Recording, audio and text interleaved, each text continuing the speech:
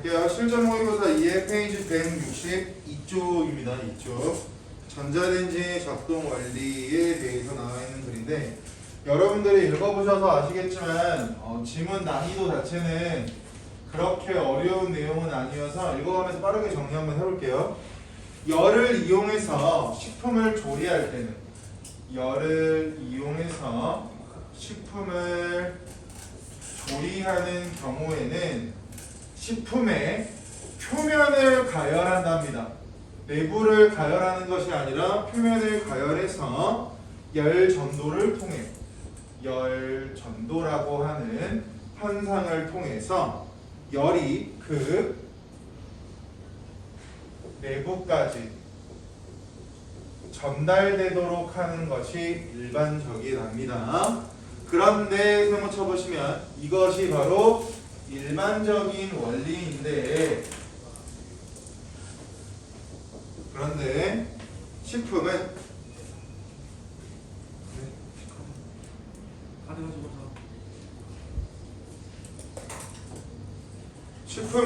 되게 열 전도율이 낮답니다.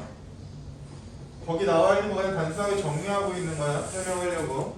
열 전도율이 낮아서 단순하게 가열 온도를 높이게 된다면 겉과 속의 온도가 굉장히 많이 달라진답니다. 차이가 커지게 된대요. 그 결과 1번 겉은 타고 속은 익지 않는 경우 우리가 고깃집 같은 데 가서 고기 구울 때 발생하는 흔한 것 중에 하나가 되겠죠. 2번 열에 의해서 영양소가 파괴될 수 있다. 전자레인지는 여기까지가 일반적인 원리가 될 거고 지금부터 우리가 보게 될 전자레인지에 대해서 본격적으로 나오겠죠. 전자레인지는 전자기파의 한 종류의 무엇을 이용하냐면 거기 나와 있죠. 마이크로파. 마이크로파를 이용해서 식품을 조리하는 장치로 얘는 아까 봤던 식품에 가열하는 방식과는 다르게 식품의 겉과 속을 동시에 고루 가열할 수 있대요. 그러면 시간이 없을 때 뒷문장을 읽지 않아도 겉과 속을 동시에 고루 가열하면 앞에 나왔던 문제점을 해소할 수 있는 역할과 기능을 하겠죠. 그러니까 앞에 나왔던 1번과 2번이 대조될 겁니다. 따라서 1번 짧은 시간에 데울 수 있다. 편의점 가서 전자레인지 이용하면 짧은 시간에 음식이 데펴서 나오죠. 2번 수용성 비타민과 같은 영양소 파괴를 최소화할 수 있다. 그러니까 전자레인지 이용이 좋다 라고 하는 거 우리에게 전달해 주겠죠. 이 문단으로 내려가서 보겠습니다. 지금부터 나오는 내용들은 전부 다 전자레인지랑 관련된 내용이 나올 거야. 전자레인지의 원리에 대해 이해하기 위해서는 지금부터 전자레인지가 왜 음식을 빠르게 데필 수 있고 영양소의 손실을 최소화하는지에 대해서 배우게 된답니다. 1번 전자기파라고 하는 것과 2번 물의 특성에 대해서 살펴보면 된대요. 두 가지. 전자레인지의 원리를 살펴볼 때는 전자기파와 물의 특성을 살펴보면 된다. 한번 네모 쳐볼까요? 전자기파. 두 번째 문단에서는 전자기파랑 관련돼서 설명할 건가 봐. 전자기파는 공간에서 전기장과 자기장이 주기적으로 변화하면서 전달되는 파동으로 전자기파의 개념이 나왔죠. 정의. 밑줄 파장과 진동수의 곱은 항상 강속과 같다.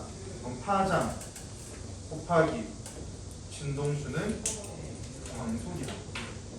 그럼 얘들아 이 문장을 가지고 뒤에 문제 풀어보면 아시겠지만 파장 곱하기 진동수가 강속이라고 그랬잖아요. 문제를 풀 때 한 가지 더 알고 있어야 되는 건 파장과 진동수의 관계에 대해서 알고 있으면 뒤에 나오는 문제 풀기가 좀 쉬웠을 텐데 파장을 구하기 위해서는 진동수를 이 꼴을 뒤에 광속의 분모로 내려야 되겠죠. 그죠? 그럼 파장과 진동수는 비례 관계야 반비례 관계야 얘들아?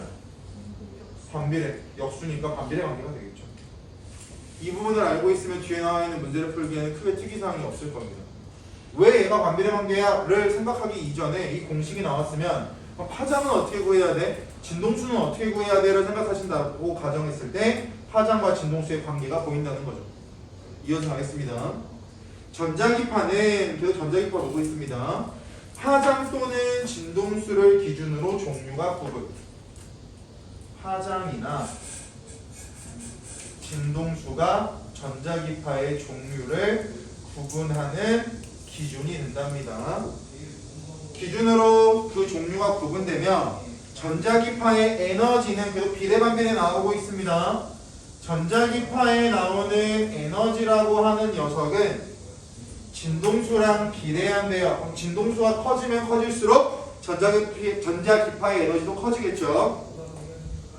마이크로파는 파장이 1mm에서 1m에 이르는 전자기파로 밑줄 금속에 가해지면 반사, 금속에 추가될 때는 반사가 되고요. 그 다음 공기나 유리, 종이에 비쳤을 때는 투가 된답니다. 뭐 얘들아 상식적으로 종이나 유리나 공기, 유리, 종이에 비춰졌을 때 투가 된다라고 하니까 공기나 유리나 종이는 음식이 데워지는데 시간이 더 오래 걸리겠죠. 투가 돼서 스쳐 지나갈 테니까. 하지만 세모 쳐보시면 마이크로파가 물과 같은 물질을 만났을 때는 그 물질에 흡수되면서 에너지를 전달한다. 그러면 그 문제를 바탕으로 알 수 있는 거, 마이크로파라고 하는 전자기파는 물을 투과하지 못한다가 되겠죠. 공기 투과 가능, 유리 투과 가능, 종이 투과 가능. 하지만 물은 투과할 수 없다. 얘가 전자기파 중 마이크로파에 대한 설명이 될 겁니다. 이 문단에서 마이크로파에 대해 설명하고 있으니까 이제 여러 개의 비문학 지문을 봤으니까 당연히 원리 중에 1번을 봤으면 원리 중에 2번인 물의 특성에 대해 설명하겠죠. 전자레인지의 원리를 이해하는 게 중요한데 전자기파로 이 문단을 세웠으면 3문단이 물의 특성이 될 거라고요. 원리 중에 하나 갈게요. 수소 원자 2개가 산소 원자 1개에 104.5도의 각을 이루며 결합된 형태이다. 물은 그 분자 내에서 수소 원자 쪽은 플러스, 반면에 산소 원자 쪽은 마이너스를 띠고 있는 극성 물질이에요. 플러스 극, 마이너스 극을 가지고 있으니까 극을 가지고 있는 성질의 물질이라고 보시면 됩니다. 극성 물질. 극을 가지고 있는 성질의 물질. 얼음과 같은 고체상일 때, 고체상이라고 하는 건 고체의 형태, 고체의 모습이라고 보시면 됩니다. 고체의 모습일 때는 방향과, 물 분자의 방향과 위치가 고정되어 있대요. 흔들리지 않는답니다. 액체상인 물로 존재할 때 vs 액체상이 되겠죠. 고체상일 때는 고정되어 있고 액체상일 때는 방향과 위치가 유동적이래요. 계속 바뀐답니다. 액체상의 물 분자에 마이크로파가 가해지면 지금 마지막에 봤던 액체상의 물 분자에 마이크로파라고 하는 전자기파가 가해질 경우에 라고 해석할 수가 있겠죠. 가해지면 물 분자는 극성으로 인해서 어떤 현상을 가지게 되냐면 마이크로파의 전기장과 평행함을 유지할 수 있도록 회전 운동을 하게 된답니다. 돌고 돈대요. 마이크로파가 진행하면서 전기장의 방향은 주기적으로 계속 바뀐다. 그 이유는 뭐라고 했어? 아까 방향과 위치가 유동적이라고 했잖아요. 위에서. 그러니까 바뀐다라고 하는 말은 특이사항이 없겠죠. 그때마다 양의 전하를 띠는 것은 우리가 알고 있는 것처럼 마이너스 극으로 갈 거야. 그러니까 어디로 가요? 수소 원자는 마이너스 쪽으로 갈 거고 음의 전자를 띠는 산소 원자는 플러스 쪽으로 끌리게 되겠죠. 그럼 플러스 마이너스 계속 돌고 도는 형태가 될 겁니다. 그러니까 밑줄 회전 운동을 하게 된다. 우리가 이과계열 학생들은 아시겠지만 회전 운동을 하면 회전하는데 필요한 회전 에너지가 사용이 될 겁니다. 많이 돌면 돌수록 열이 많이 생성될 거야. 예를 들어서 우리가 운동장을 한 바퀴 뛴다라고 생각해 보세요. 한 바퀴. 운동장을 회전한다라고 가정했을 때 운동장을 한 바퀴 뛸 때 우리 열 상태와 운동장을 10바퀴 뛰었을 때 우리 몸의 열 상태는 10바퀴를 뛰었을 때 몸에 열이 더 나겠죠, 그죠? 그 부분을 생각해 보시면 회전 에너지와 열 에너지가 비례한다라고 하는 것은 일상생활에 우리가 경험하고 있는 내용을 바탕으로 생각해 보시면 좋을 것 같아요. 뒤에도 얘기가 나오긴 나와요. 뒤에도 얘기가 나오지만 회전 운동을 많이 하면 많이 할수록 열이 많이 발생한다라고 하는 것도 우리가 알고 있으면 좋은 부분 중에 하나가 되겠죠. 뒤에 나오긴 하지만. 이어서 4문단으로 가볼까요?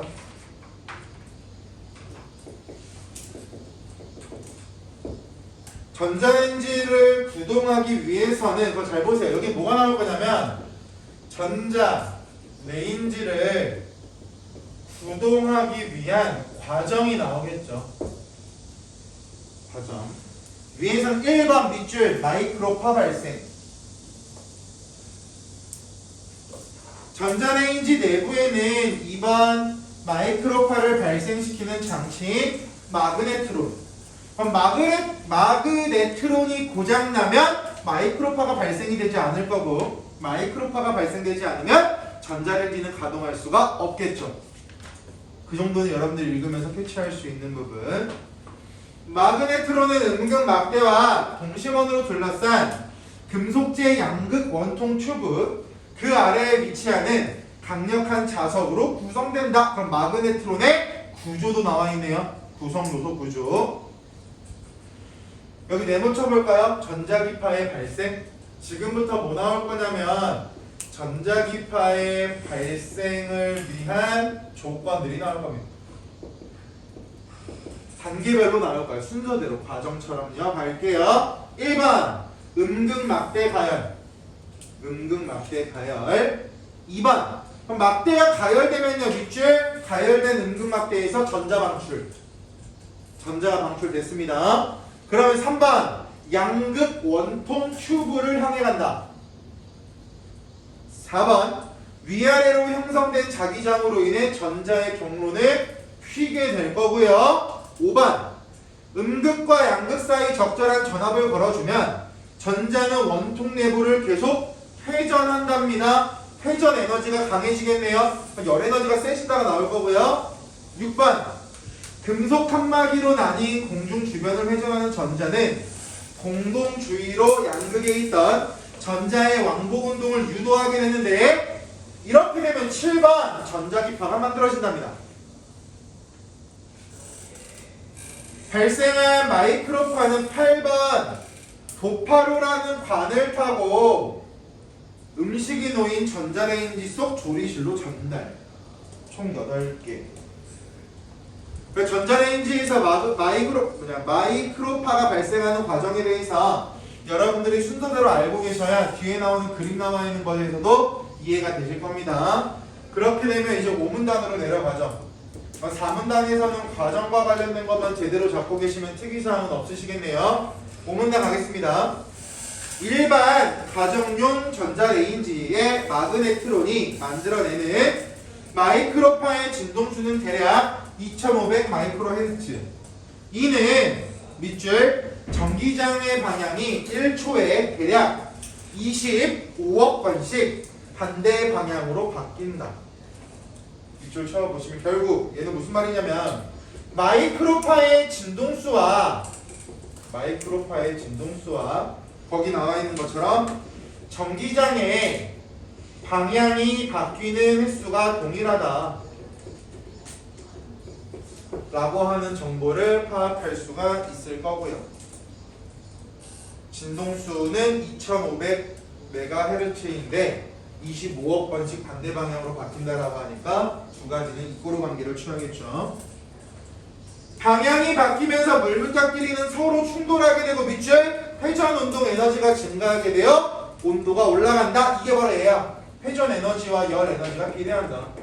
우리가 일상생활에서 운동장 뛰는 거를 생각해 보시면 크게 어렵지 않다라는 거죠. 이를 통해 전자레인지는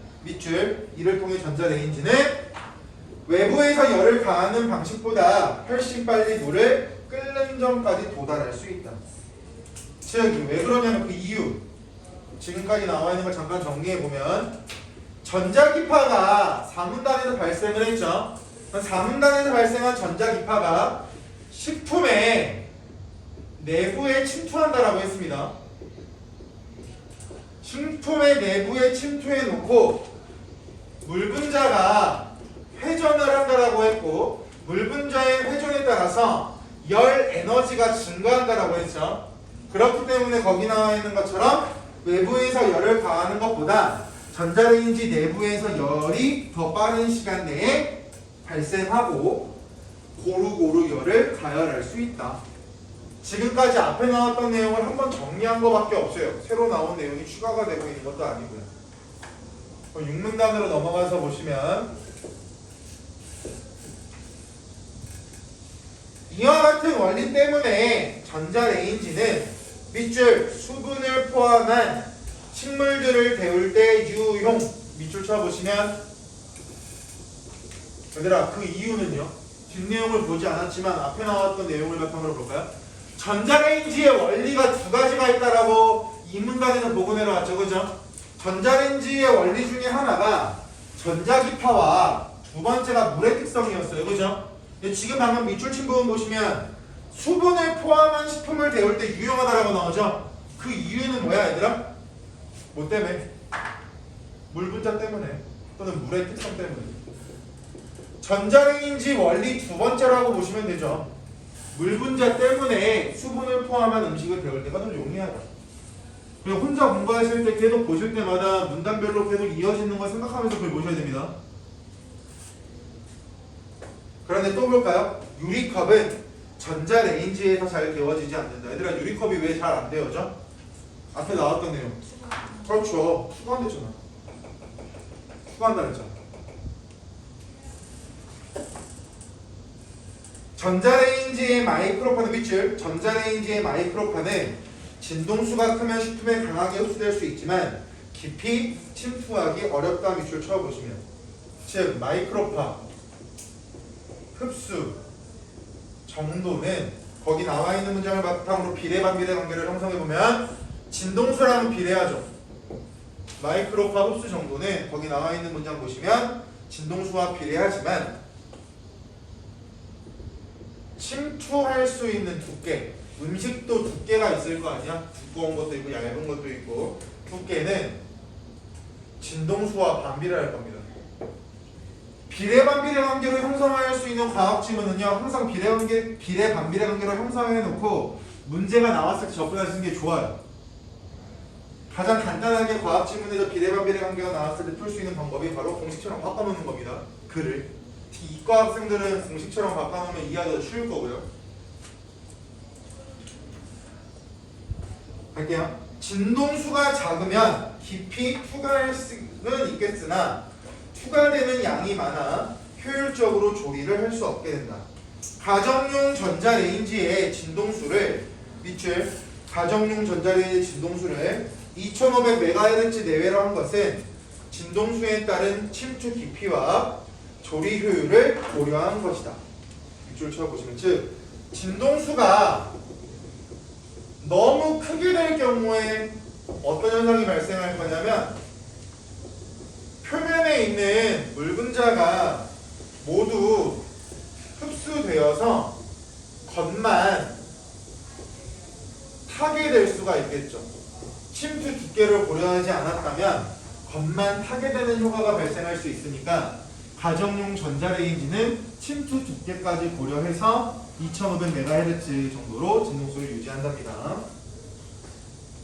마이크로파가 식품 내부로 침투할 수 있는 두께는 식품마다 다른데 고구마는 3cm, 최대 5, 6cm이므로 이보다 더 두껍다면 적당히 잘라야 고루 익힐 수 있다. 마지막 문단 7문단. 음식물을 손쉽게 가열할 수 있는 전자레인지에 대한 우려 세워쳐볼까요? 7문단은 전자레인지가 가질 수 있는 우려에 대해서 말하고 있는 부분이 되겠죠.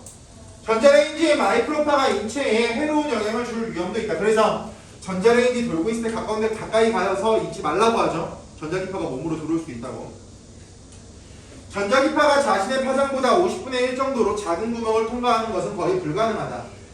전자레인지에 쓰이는 밑줄, 전자레인지에 쓰이는 마이크로파의 파장은 광속에서 진동수를 나눈 값.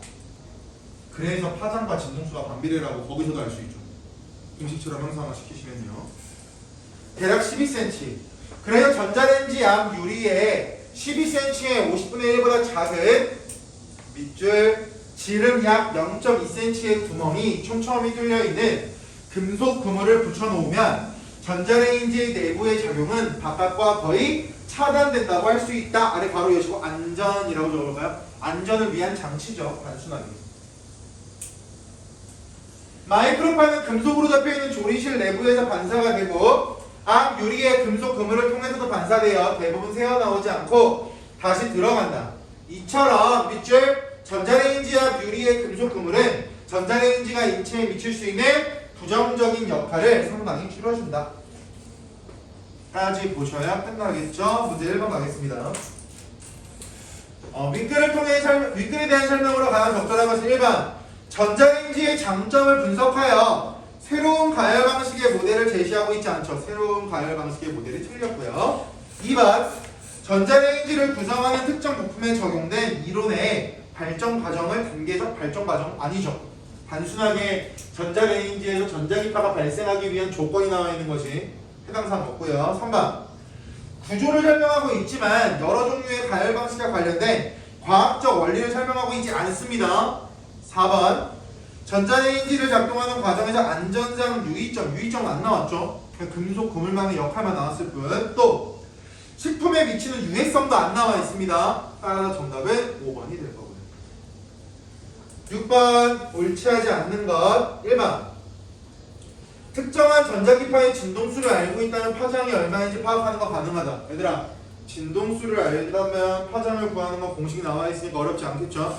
마지막 문장에 나와 있는 공식도 마찬가지고요. 맞는 말 2번 물분자는 마그네트론의 음극에서 방출된 전자와의 접촉을 통해가 아니죠. 아까 뭐라 그랬어 얘들아? 평행하게 만든다라고 했잖아. 평행한 상태에서 회전운동한다라고 했잖아요. 접촉하면 안 되니까 그분이 틀렸고 3번 전자레인지는 물의 회전운동 에너지가 열에너지로 변하는 과정을 통해 끓는 전까지 조달시키죠. 그리고 회전 에너지와 열 에너지가 비례한다. 4번 특정 각도를 이루며 결합된 물 분자 내의 수소 원자와 산소 원자는 각각 양의 전하와 음의 전하 맞는 말. 마지막 5번도 특이사항 없이 맞는 말이 되겠죠. 과정이나 단계를 알고 계신다면. 정답은 2번으로 끝났고요. 7번 윗글을 통해 추론할 수 있는 내용으로 가장 적절한 것은 1번 전자레인지의 도파로 동그라미 쳐볼까요? 도파로 거기 나와 있는 도파로라고 하는 것은 전자레인지 속의 조리실로 전달하게 하는 전자기파를 전달하게 하는 매개체죠. 그죠? 얘를 얘들아 유리 위치 쳐볼까요? 유리는 아까 어떻게 된다라고 했어? 투가 된다라고 했잖아. 그 유리가 투과가 되니까 열을 전달하기가 어렵겠죠? 얘는 당연히 유리로 만들면 안 돼. 금속으로 만들어야죠. 당연히. 틀렸고 2번 물에 녹은 영양소는 마이크로파의 영향을 왜 안 받아요? 받겠죠. 왜? 물 분자의 특성, 물의 특성이 반영됐다라고 했잖아요. 전자레인지는요. 3번 냉동된 음식을 물에 적신 후 전자레인지로 조리하면 음식물을 더 빨리 녹일 수 있겠군이 맞는 말이 될 거야. 그 이유는요. 잘 봐. 고체가 되어 있을 때는 고정되어 있다라고 했잖아. 방향과 위치가. 그죠?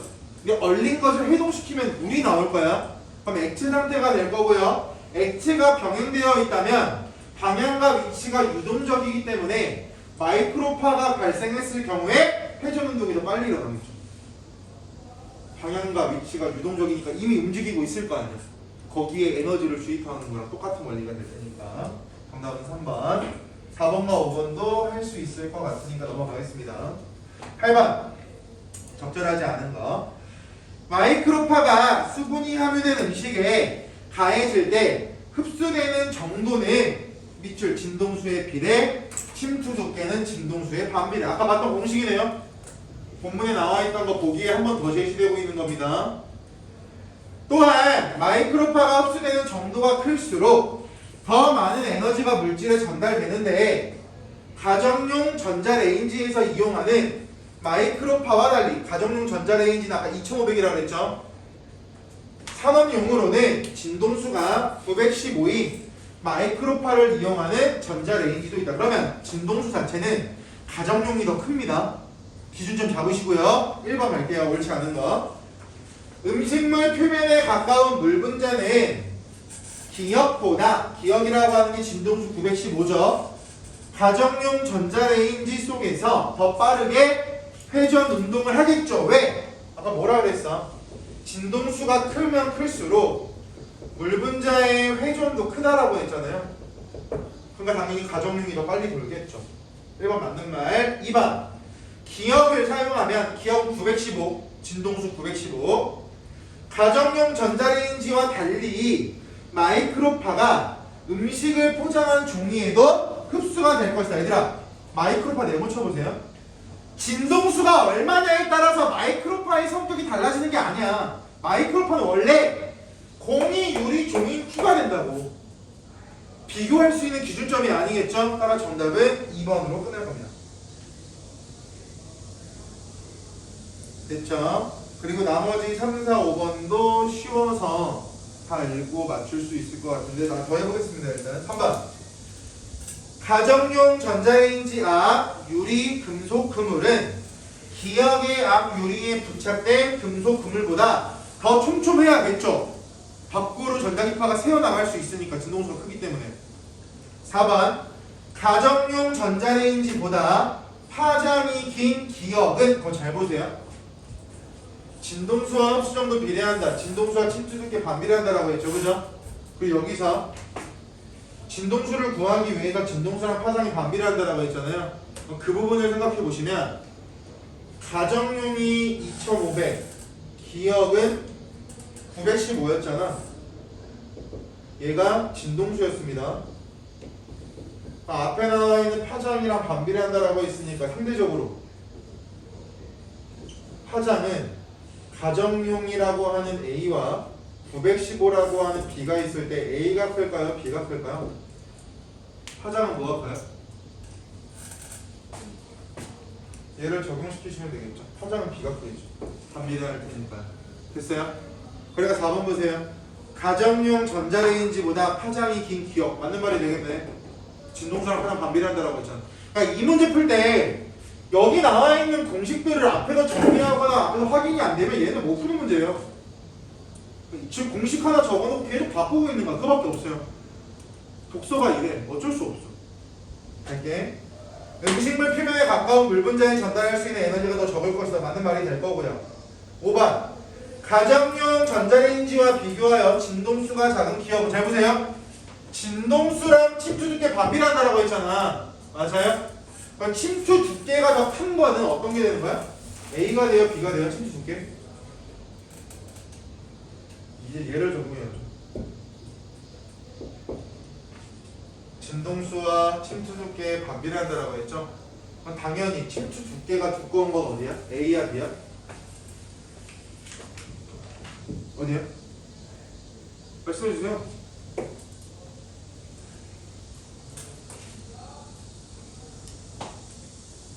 A해야 돼요?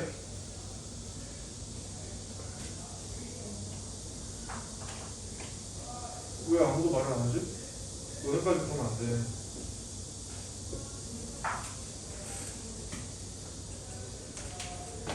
말씀해주세요.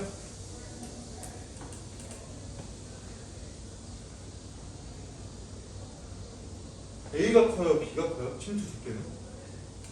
구두 방향이 어디로 가야 될까?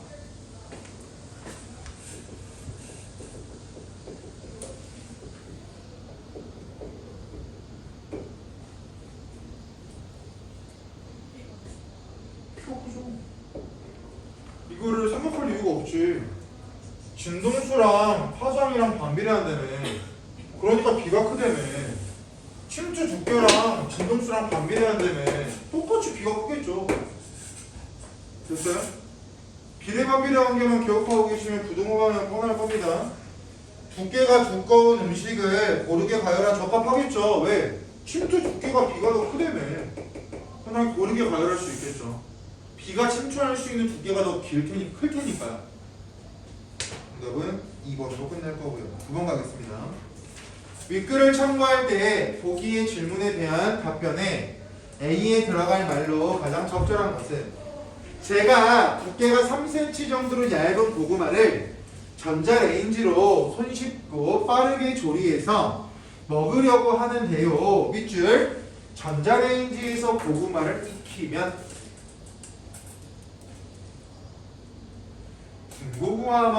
군고구마와 맛이 다를까요?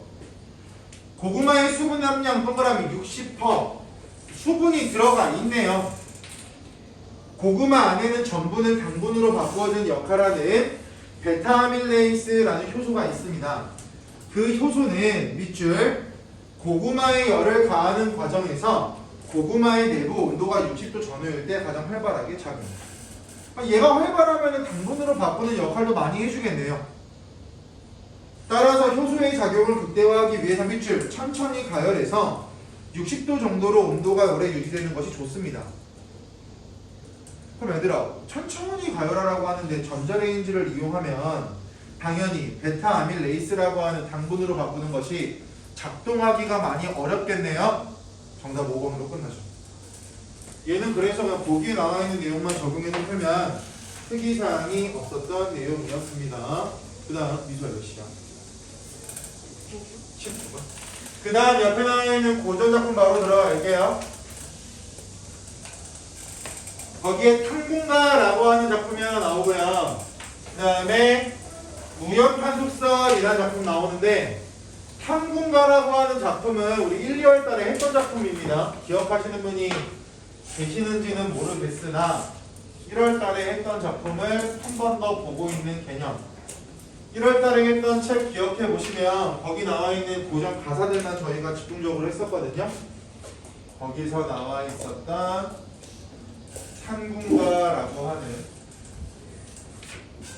작품을 보도록 하겠습니다. 탕군가라고 하는 작품은 어떻게 보시면 되냐면 조선 후기 사회상이 잘 반영된 작품 중 하나라고 보시면 좋을 것 같아요. 여기서 말하는 조선 후기 사회상이라고 하는 건 신분제도의 몰락 또는 몰락한 양반 같은 말 사대부의 모습.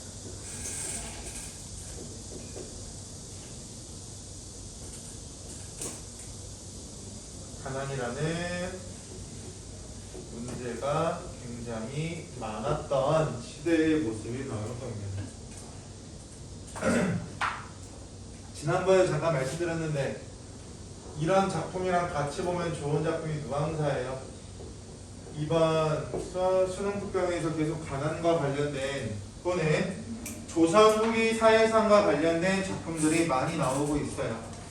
묶어서 보시면 좋을 것 같아서 말씀을 드립니다. 갈게요. 그러면 양반들이 가난이라고 하는 사회적인 문제 속에서 가난을 극복하기 위해서 어떻게 행동하고 그 가난에 대해서 어떻게 생각하는지를 여러분들께서 보고 계시면 좋을 것 같습니다. 갈게요. 하늘이 만드는 것을 일정 고루하련만은 골고루 했을 것 같은데 밑줄 어찌 된 인생이 이다지도 괴로운 하늘이 만든 것은 다 고루고루 공평하게 만들었을 것 같은데 왜 내 인생은 이렇게 괴로운 것인가? 즉 자신의 가난한 삶에 대해서 한탄하고 있죠. 왜 나만 이따구로 살고 있는 거야? 왜 나만 이렇게 힘든 거야? 라고 한탄을 하고 있고요. 그 다음에 우리가 고등학교 1학년 때 자주 봤던 사자성어가 나오는 가난과 관련된 문장이 나와요. 30일 동안 9끼나 없거나 못 얻거나 사자성어 뭐가 있을까요? 삼순무식. 하루에 3끼를 먹는다라고 가정했을 때 30일이면 90끼를 먹어야 됩니다. 근데 이 사람 30일 동안 9끼 먹었대요. 몹시 가난한 상황. 또 10년 동안 가타나를 쓰거나 못 쓰거나 굉장히 지독한 가난에 빠져있는 화자의 모습이라고 할 수가 있겠죠. 예를 들어서 여러분들도 그러시는지 모르겠지만 1년에 한 번씩 반팔티를 사거나 긴팔티를 사기도 할 겁니다. 그죠? 1년에 한 번씩 패딩을 살 수도 있을 거고요. 그러면 적어도 1년에 한 번씩 옷을 새롭게 구매하는 사람들은요 가난하지 않다라고도 볼 수 있을 거고요. 이 사람은 10년 동안 자기가 입고 있는 반팔티 한 장을 새로 못 샀다고 보시면 돼요. 가난이 지독하다. 암표가로 쳐보세요. 뭐 고사인용이라고 봐도 되고요. 역사적 인물을 등용하였다라고 해도 특이사항은 없겠죠. 고사라고 하는 거 엄연히 따지면 이야기인데요. 중국에 있었던 역사적인 인물들을 인용할 때 퉁쳐서 고사인용이라고 표현하는 경우도 있어서 두 가지를 모두 다 말씀을 드렸습니다. 갈게요.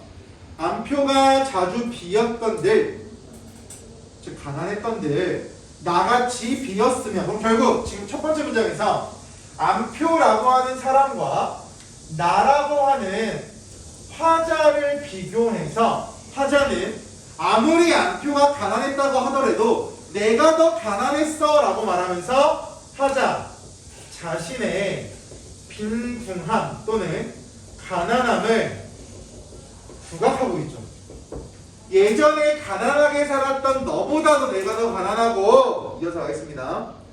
원헌의 가난인들, 원헌 바로 쳐보실까요? 얘도 얘야. 고사인용 역사적인 인물.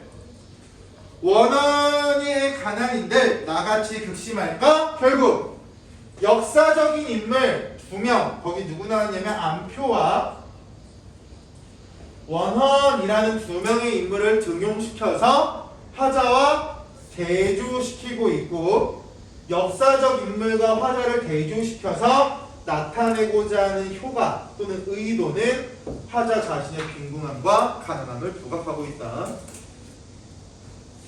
봄날이 따뜻하여, 이 봄입니다. 계절적 배경 나타나네요. 계절과 관련된 단어가 나오니까 계절적 배경이 등장한다.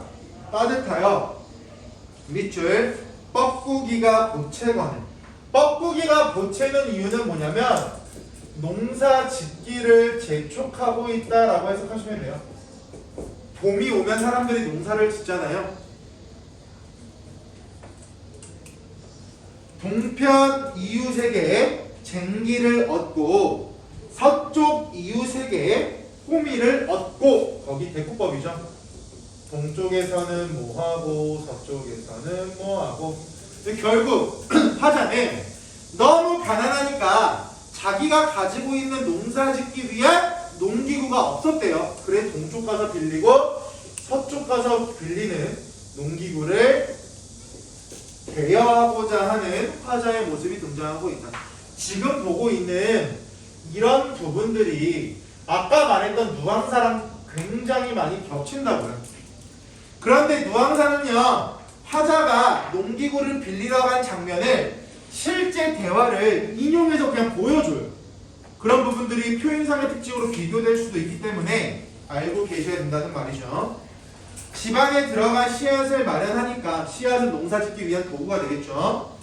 울벼씨 한 말은 여기 세모 반 넘게 쥐가 먹었고, 씨앗은 가장 상태가 좋아야 되는데 쥐 파먹었답니다. 굉장히 화자가 처한 부정적인 상황이 되겠죠. 열심히 농사하려고 마음먹었는데 쥐 파먹었대. 기장피 조팥은 선원에 붙였거늘 춥고 굶주린 식구 이리하여 어이살림. 주린이란 두 글자 고전에서 많이 나오는데 앞에다가 이 글자 집어넣어 놓으면 좋아. 굶이라는 글자 나오고 항상 주린이라는 글자 나오고 굶주린. 고전에 자주 나오는 표현 중에 하나입니다. 어찌 살리? 이봐 아이들아. 아이들 부르고 있네요. 도노법이라고도 볼 수 있겠죠. 대상을 부르고 있으니까. 아무쪼록 힘을 써라. 죽, 음물 3점 먹고, 즉 죽을 끓였는데 죽에서 있는 그 위에 물이 있죠. 건더기가 가라앉고 물은 뜰 겁니다. 그 위에 있는 물은 상전, 화자와 같은 주인이 먹고 건더기를 건져 종을 주니 죽을 먹을 때 건더기를 먹어야 배가 좀 찰 거 아니야, 그죠? 농사 짓는 게 종이니까 종을 좀 챙겨줬대요. 그런데 여기 밑줄 눈 위에 바늘 접고 코로는 휘파람 분다. 밑줄 상전을 무시하는 종의 태도. 나의 입장에서는 종을 좀 챙겨주려고 건더기 줬더니 종이 이게 뭐야? 라고 하면 상전을 무시하고 있답니다.